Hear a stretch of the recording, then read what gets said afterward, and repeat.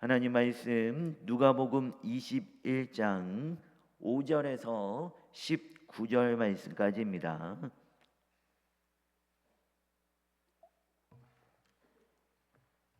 누가복음 21장 5절에서 19절 말씀까지 우리 한 절씩 교독하겠습니다. 어떤 사람들이 성전을 가리켜 그 아름다운 돌과 헌물로 꾸민 것을 말하며 예수께서 이르시되 너희 보는 이것들이 날이 이르면 돌 하나도 돌 위에 남지 않고 다 무너뜨려지리라. 그들이 물어 이르되 선생님이여 그러면 어느 때에 이런 일이 있겠사오며 이런 일이 일어나려 할 때에 무슨 징조가 있사오리까? 이르시되 미혹을 받지 않도록 주의하라. 많은 사람이 내 이름으로 와서 이르되 내가 그리하라 하며 그때가 가까이 왔다 하겠으나 그들을 따르지 말라. 난리와 소요의 소문을 들을 때 두려워하지 말라. 이 일이 먼저 있어야 하되 끝은 곧 되지 아니하리라. 또 이르시되 민족이 민족을 나라가 나라를 대적하여 일어나겠고 곳곳에 큰 지진과 기근과 전염병이 있겠고 또 무서운 일과 하늘로부터 큰 징조들이 있으리라. 이 모든 일 전에 내 이름으로 말미암아 너희에게 손을 대어 박해하며 회당과 옥에 넘겨주며 임금들과 집권자들 앞에 끌려가려거니와. 이 일이 도리어 너에게 증거가 되리라. 그러므로 너희는 변명할 것을 미리 궁리하지 않도록 명심하라. 내가 너의 모든 대적이 능히 대항하거나 변박할 수 없는 구병과 지혜를 너에게 주리라. 심지어 부모와 형제와 친척이 벗이 너희를 넘겨주어 너희 중에 몇을 죽이게 하겠고 또 너희가 내 이름으로 말미암아 모든 사람에게 미움을 받을 것이나 너희 머리털 하나도 상하지 아니하리라. 같이 있습니다. 너희의 때로 인내로 인내로 너희 너희 영혼을 영혼을 얻으리라. 얻으리라. 아멘. 오늘 본문 말씀은 이 마지막 때의 이 징조에 대해서 말씀하고 있습니다. 그러면서 우리는 이 어떤 삶의 원리로 이 마지막 때를 준비해야 하는가 결론부터 말씀해 드리며 믿음으로 살아야 한다라는 사실을 우리에게 가르쳐 주고 있습니다. 오늘 본문에 보니까 어떤 사람들이 예루살렘 성전의 아름다움을 칭찬하자 예수님은 그 화려한 성전이 돌 하나도 돌 위에 남지 않을 정도로 처참하게 무너질 것이다라고 예언하십니다. 자, 이것은 실제로 이 AD 70년 디도 장군에 의해 멸망당할 이 예루살렘 성에 대해서 말씀하고 있는 것입니다. 자, 이렇게 예언을 하자 제자들이 그때와 그 징조를 묻습니다. 7절 말씀해 보니까 그들이 물어 이르되 선생님이여 그러면 어느 때에 이런 일이 있겠사오며 이런 일이 일어나려 할 때에 무슨 징조가 있사오리까? 라고 말씀합니다.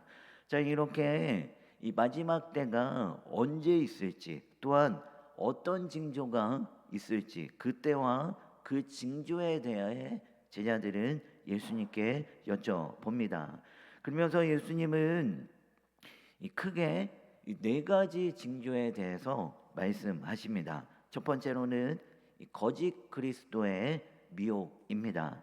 많은 이들이 주의 이름으로 와서 내가 바로 메시아라고 그리스도라고 거짓 그리스도가 출현한다라는 것입니다.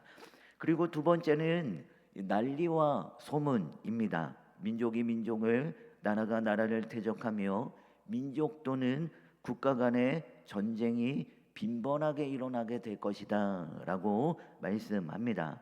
그러면서 세 번째로는 지진과 기근, 전염병과 같은 자연재해입니다. 그리고 마지막으로 네 번째는 성도들의 박해와 핍박에 대해 말씀하십니다. 오늘 말씀 12절 말씀을 보면 이 모든 일 전에 내 이름으로 말미암아 너에게 손을 대어 박해하며 회당과 옥에 넘겨주며 임금들과 집권자들 앞에 끌려가려니와 라고 말씀하고 있죠.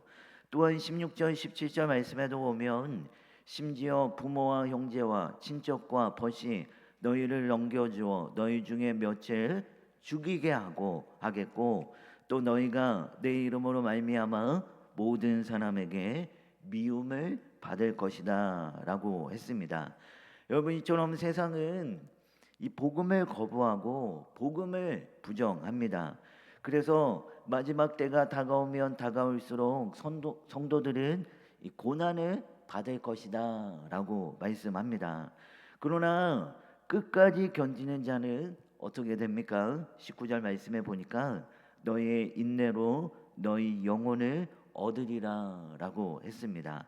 믿음으로 끝까지 견디며 믿음을 굳게 지키는 자는 결국 구원을 얻고 결국 승리하게 될 것이다라고 이 마지막을 말씀합니다. 자, 그렇게 우리가 이 마지막 때를 준비하고 주님의 재림에 대해 가져야 할 중요한 삶의 원리 중 하나는 무엇이냐? 바로 믿음이다라는 사실을 가르쳐 줍니다.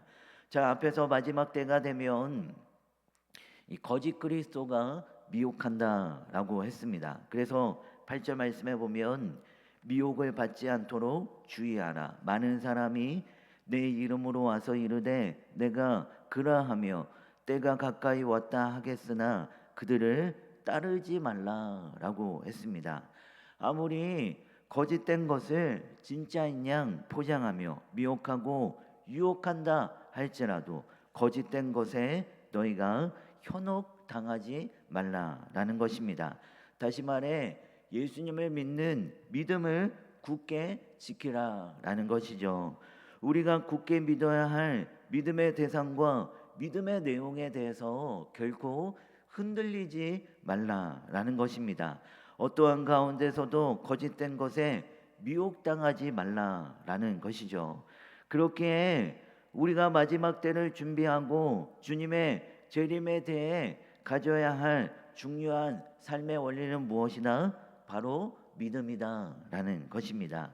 그리고 또한 마지막 때가 되면 난리와 소문으로 민족 혹은 국가 간의 전쟁이 빈번하고 지진과 기근, 전염병과 같은 자연재해가 곳곳에서 일어난다라고 했습니다.